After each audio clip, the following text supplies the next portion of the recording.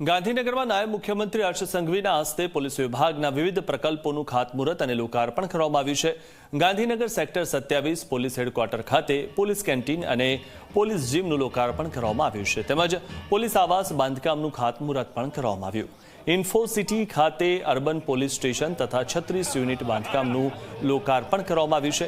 કાર્યક્રમમાં સંબોધન કરતા નાયબ મુખ્યમંત્રી હર્ષ સંઘવીએ સંબોધન કરતા જણાવ્યું કે આજે નાણામંત્રી કનુભાઈ દેસાઈએ ઐતિહાસિક બજેટ રજૂ કર્યું, તેમજ વધુમાં સંબોધન કરતા જણાવ્યું કે ગાંધીનગર પોલીસે અનેક ક્ષેત્રોમાં અદ્ભુત કામગીરી કરી છે, તેમજ પોલીસે લુખ્ખાઓ સામે પણ કડક કાર્યવાહી કરી છે।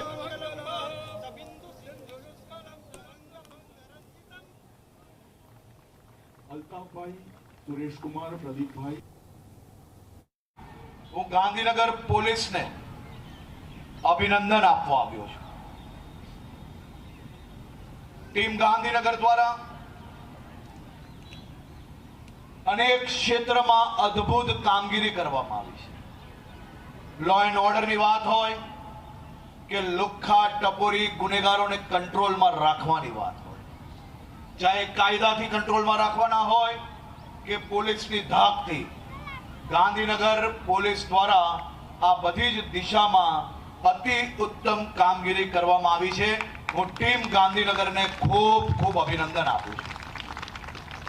ગાંધીનગર પોલીસ દ્વારા પોલીસના જવાનો માટે એક નવા જીમની વ્યવસ્થા કરવામાં આવી, આજે એનું લોકાર્પણ કરવામાં આવ્યું છે।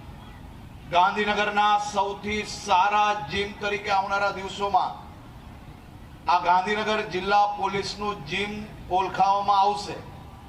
ગાંધીનગરના પ્રાઇવેટ જીમો બી તમે ભૂલી જાઓ, એટલી સરસ વ્યવસ્થા એ ગાંધીનગર પોલીસે પોલીસ પરિવાર માટે કરી છે, તે બદલ બી હું એમને ખૂબ ખૂબ અભિનંદન આપું છું।